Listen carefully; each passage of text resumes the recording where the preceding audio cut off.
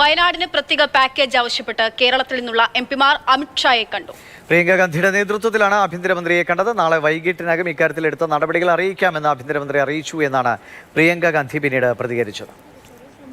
The devastation that has happened in that area is complete. The people who are affected have lost absolutely everything. There are people who have lost every member of their family, young children. They have no support system.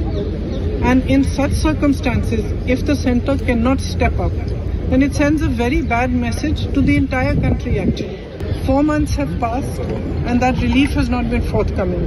So I have appealed to the Home Minister and he's listened to us very kindly.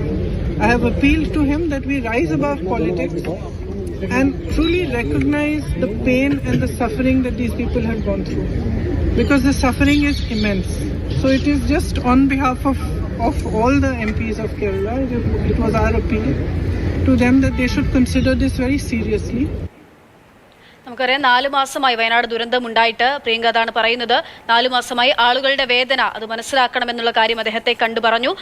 കേന്ദ്ര ആഭ്യന്തരമന്ത്രി അമിത്ഷായെ കണ്ടിരിക്കുകയാണ് Wayanad MP Priyanka Gandhi ഉൾപ്പെടെയുള്ള കേരളത്തിൽ നിന്നുള്ള MPമാർ. വസന്ത് വിവരങ്ങളുമായിട്ട് വസന്ത്, നാളെ വൈകിട്ടിനകം ഇതുവരെ എടുത്ത നടപടികളെ കുറിച്ചൊക്കെ വ്യക്തമാക്കാമെന്ന് അമിത്ഷാ അറിയിച്ചതായി പറയുന്നു. ഒരു പോസിറ്റീവ് അപ്രോച്ചാണോ കേന്ദ്രത്തിന്റെ ഭാഗത്തുനിന്നുണ്ടായത്? അങ്ങനെയാണോ MPമാരുടെയും പ്രതികരണം?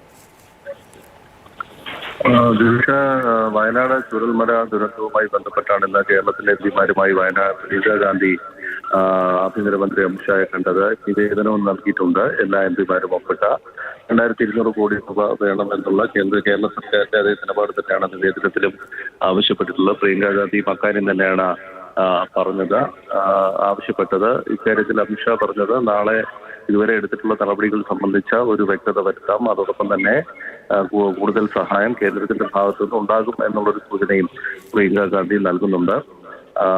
ഇത് സംബന്ധിച്ചുള്ള വിവരങ്ങൾ കൈമാറുന്ന മുറയ്ക്ക് മറ്റ് നടപടികളെ സംബന്ധിച്ച് തീരുമാനമെടുക്കാമെന്ന് അമിത്ഷാ അറിയിച്ചു എന്നാണ് പ്രിയങ്ക ഗാന്ധി വ്യക്തമാക്കിയിട്ടുള്ളത്. ശരി, എന്തായാലും വളരെ നിർണായകമായ ഒരു കാര്യമാണ് MPമാരുടെ ഭാഗത്തുനിന്നുണ്ടായത്. പ്രിയങ്ക ഗാന്ധി അടക്കമുള്ള കേരളത്തിൽ നിന്ന് MPമാർ അമിത്ഷായെ കണ്ട് വയനാട്ടിലെ അല്ലെങ്കിൽ ചൂരൽമല മുണ്ടക്കൈ ദുരന്തത്തിലെ പ്രശ്നങ്ങളെക്കുറിച്ച് അവിടെ സഹായങ്ങൾ എത്തിക്കുന്നതിന്റെ ആവശ്യകതയെക്കുറിച്ച് കണ്ട ഏറ്റവും വലിയ ഉരുൾ ദുരന്തമാണ്, മഹാദുരന്തമാണ് വയനാട്ടിലുണ്ടായത്. അതിൽ കേരളത്തിന് സഹായം കിട്ടുന്നില്ല എന്ന് ആവർത്തിച്ച് മുഖ്യമന്ത്രിയും മന്ത്രിമാരും പറയുന്നുണ്ട്. അതിൽ കേന്ദ്രത്തിന്റെ സമീപനവും നമ്മൾ കണ്ടതാണ്. ഇനി ആഭ്യന്തരമന്ത്രിയെ നേരിട്ട് കണ്ട ഈ സാഹചര്യത്തിൽ നാളെ ഉണ്ടാകുന്ന പ്രതികരണം അത് അനുകൂലമാകുമെന്ന് നമുക്ക് പ്രതീക്ഷിക്കാം. അതിന് എത്രത്തോളം സാധ്യതയുണ്ടെന്ന് നമ്മൾ മറ്റൊരു ചർച്ചയ്ക്ക് തന്നെ വിടുകയാണ്.